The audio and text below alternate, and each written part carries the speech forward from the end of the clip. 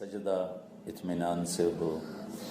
پھر عام طور پر ہم اتحیات میں جب سنت نفل میں ہوں، فرضوں میں تو امام کے پیچھے چلنا ہوتا ہے، تو ہم صرف ایک دعا پڑھ کے سلام پھیر دیتے ہیں. دعا کا سب سے بہترین جو وقت ہے وہ اتحیات کا آخر ہے. سلام پھیرنے کے بعد ایسا جیسے لائن کٹ جائے. ایک مثال ہے، ورنہ اللہ کے ساتھ لائن کٹتی کوئی نہیں، لیکن نماز کے اندر بندہ اور رب بالکل ہم کلام ہو رہے ہوتے ہیں.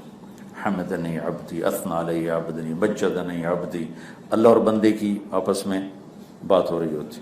تو سلام پھیرنے سے پہلے جو ہم دعا مانگتے ہیں وہ زیادہ طاقتور ہے اس دعا سے جو سلام پھیرنے کے بعد مانگی جائے. تو جتنی دعائیں آپ کو یاد ہیں ان کو آپ سلام پھیرنے سے پہلے مانگنے کی عادت بنائیں، 1 ہو، 2 ہو، 3 ہو. باقی چونکہ دعا کیفیت کا نام ہے نہ کہ الفاظ کا، تو جب کیفیت بن جاتی ہے پھر اردو، پشتو، عربی سب برابر رہتا ہے. اور کیفیت میں بولنا بھی ضروری نہیں، چونکہ دعا ایک فریاد ہے اور فریاد کے لیے الفاظ نہیں ہوتے، ایک درد بھری آواز ہوتی ہے جو اللہ کے عرش کو جاتی ہے تو ہلا دیتی. ورنہ گونگے تو مانگ ہی نہ سکیں، ہوں گے تو مانگ ہی نہ سکیں. دعا ایک کیفیت کا نام، جس مرد عورت پہ آ جائے، جہاں آ جائے، عرفات میں آ جائے، مینا میں آ جائے، مزدلفہ میں آ جائے، یہاں آ جائے، بلڈنگ میں آ جائے، بیت اللہ میں آ جائے، وہ وقت دعا کی قبولیت کا کہ عرش کے دروازے اب کھل چکے. لیکن ہم جو رسمی طور پہ مانگتے ہیں یہ بھی نفع سے انشاءاللہ خالی نہیں.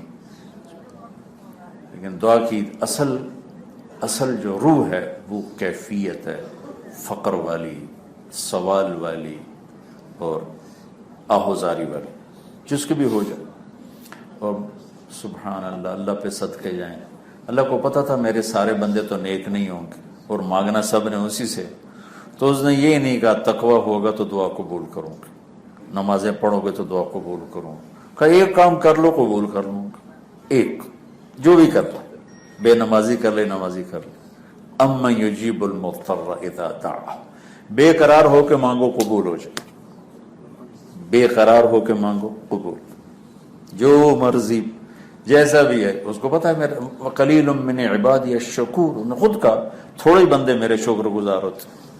لیکن دعا کی قبولیت کے لیے تم تھوڑا سا رو کے دکھا دو، بس کام ہو جائے گا، تمہارا کام بن جائے گا. تو نماز کو اطمینان سے پڑھا جائے، تلاوت کے لیے وقت نکالا جائے. اب ہم ایک معاشرہ، ایک ماحول اور ایک خاندان بن چکے ہیں، تو کوئی اونچ نیچ ہو تو برداشت کیا جائے، کوئی کمی بیشی ہو چپ کر جائیں، سہ جائیں، پی جائیں. اس کو مینا میں بڑے غصے ہو رہے ہوتے ہیں، میرا بستر ٹھیک نہیں، میری جگہ ٹھیک نہیں. تو یہ چیزیں پیش آنے والی ہوتی ہیں. جب ہوٹل جاتے ہیں، میرا کمرہ ٹھیک نہیں، مجھے ادھر دے دیا، اس کو ادھر دے دیا. تو اگر ان سب چیزوں کو ہم برداشت کر کے گزر جائیں گے انشاءاللہ ہمیں بہت فائدہ ہوگا. ہمارا یہ سفر بہت قیمتی سفر بنے گا.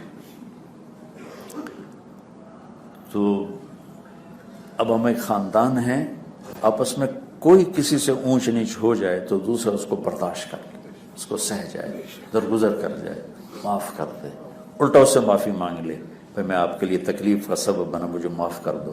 تو انشاءاللہ اللہ کو یہ بات بہت پسند آئے گی، بہت پسند آئے گی.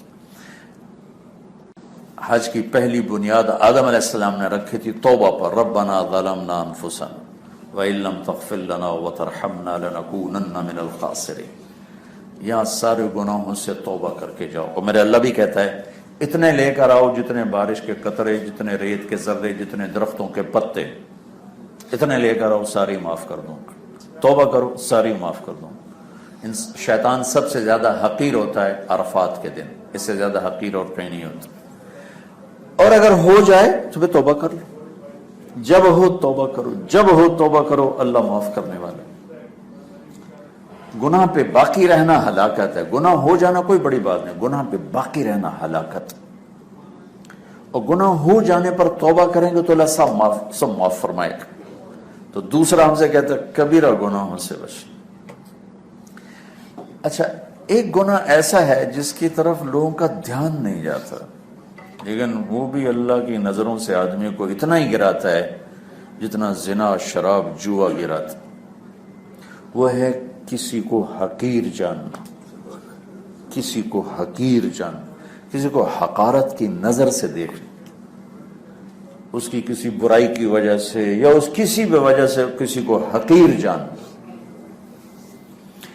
شیطان نے اللہ سے کہا تھا میں 4 راستوں سے حملہ کروں گا، من بین ایدیہم ومن خلفہم وعن ایمانہم وعن شمائلہم، آگے سے آؤں گا، پیچھے سے آؤں گا، دائیں طرف سے آؤں گا، بائیں طرف سے آؤں گا، اور تیرے بندوں پہ حملہ کروں گا، کوئی تجھ تک آئے گا۔ آگے سے آنے کا مفسرین نے کیا مطلب بتایا کہ آگے آخرت ہے، ان سے کہوں گا آخرت ہے ہی کوئی نہیں، تو ایک بہت بڑا طبقہ میری بات مان جائے گا، جو جن پر یہ وار خطا ہو جائے گا ان کو پیچھے سے پکڑوں گا۔ پیچھے سے کیا مطلب ہے؟ پیچھے دنیا ہے، ان سے کہوں ہاں آخرت واقعی بہت بڑی چیز ہے، جنت بھی ہے جہنم ہے، پر یہ دنیا بھی تو ہے، ان کو دنیا کے چکروں میں ایسا پھنساؤں گا نہ جنت کے طلبگار ہوں گے نہ جہنم سے خوف زدہ ہوں گے۔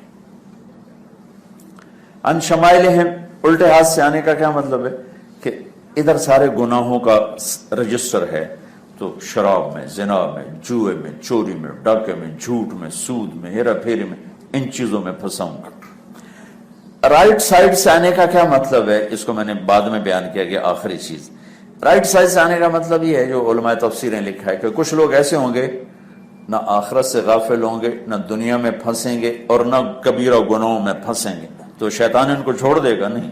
انیمان ہے، شیطان ان میں نیکی کا تکبر پیدا کرے گا اور گناہگار لوگوں کی حقارت دل میں پیدا کرے گا۔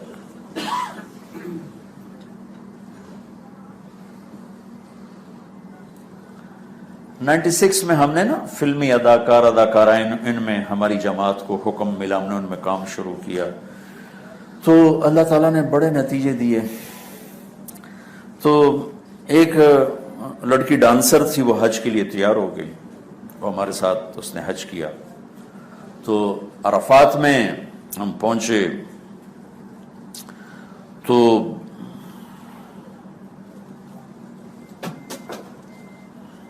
وہاں وہ میٹرس چھوٹے چھوٹے وہ بچھے ہوتے ہیں، چٹائیاں بچھی ہوتی ہیں نا، وہ اس نے بچھائی ہوتی ہیں، معلم نے بچھائی ہوتی ہیں اس کی فوم کی چھوٹی چھوٹی۔ تو وہ لڑکی بھی جا کر ایک اس میٹرس پر بیٹھی، تو وہاں پہلے سے چند خواتین بیٹھی تھی، انہوں نے اس کو اتنا ذلیل اور بےعزت کیا کہ تیری جرت کیسے ہو یہاں بیٹھنے کی، اٹھ جا یہاں سے، تو کنجری، تو طوائف، تو یہ تو وہ۔ اس بیچاری کا سارا حج انہوں نے برباد کر دیا، اس کا رو رو رو برا حال ہو گیا۔ کتنے دن پھر مجھے لگے اس کو تسلی دینے، سمجھانے کہ ہم تو آتے یہاں اس لیے ہیں کہ اللہ معاف کرے، یہاں کون سا اللہ تعالیٰ نے بیریئر لگایا ہوا ہے کہ صرف نیک یہاں تو آنا ہی بدکاروں نے اپنے گناہ معاف کروانے کے لیے۔ تو یہ میں ان ایمانہم کے بتا رہا ہوں کہ جو مرد عورت کسی طرح شیطان کے قابو میں نہیں آتے ہیں تو ان کو یہاں سے مار دیتا ہے، اوروں کی حقارت، اوروں کی کمی اور ان سے نفرت، یہ آدمی کو اللہ کی نظروں سے گرا دیتا۔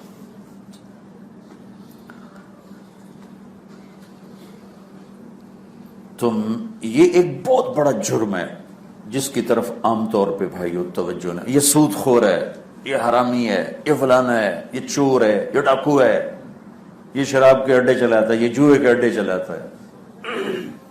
کیا پتہ کل توبہ کر لے اور میں کسی بات پہ پکڑا جاؤں، الٹا ہو جاؤں۔ مجدد الف ثانی رحمت اللہ علیہ بہت بڑی ہستی ہیں جنہوں نے اکبر کے دین الہی کے رد میں ایک بہت خوبصورت محنت کی جس سے وہ مٹ گیا۔ تو ان کے خطوط ہمارے استاد پڑھ رہے تھے فارسی میں، تو اس میں تو اپنے آپ کو فرنگی کافر سے بھی برا سمجھو۔ تو میں نے استاد جی سے پوچھا اس کا کیا مطلب کہ اپنے آپ کو کافر سے بھی برا سمجھو؟ تو استاد محترم نے فرمایا انجام کے اعتبار سے کہ آج یہ کافر ہے، ممکن ہے کل اللہ اس کو ایمان دے دے، اور آج یہ مسلمان ہے، ممکن ہے کل اس کا ایمان سلب ہو جائے۔ تو اس لیے ہر وقت یہ کیفیت ہو میں سب سے برا ہوں، مجھ سے سارے ہی اچھے ہیں۔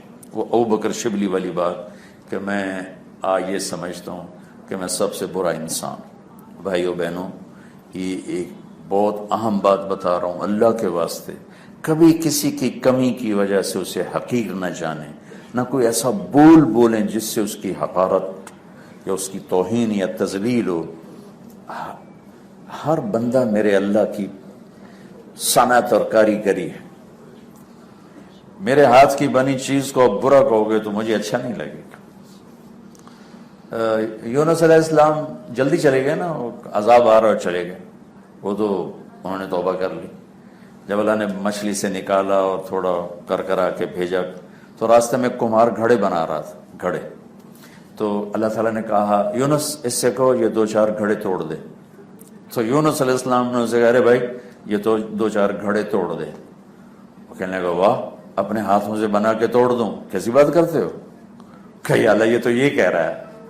تو اللہ نے کہا یونس تو مجھ سے میرے ہاتھوں کے بندے مروانا چاہتا تھا، میرے ہاتھوں کے بنے ہوئے بندوں کو تو عذاب سنا کے چلا گیا، میں تو رحمت ہی رحمت ہوں، رحمت ہی رحمت۔ بھائیو اللہ کے واسطے، اللہ کے واسطے کسی کی حقارت کو دل میں نہ جگہ دینا، بہت خوفناک چیز ہے۔ یہ شراب زنا سے زیادہ خوفناک چیز ہے، چونکہ شراب پینے والا کہتا ہے گناہگار۔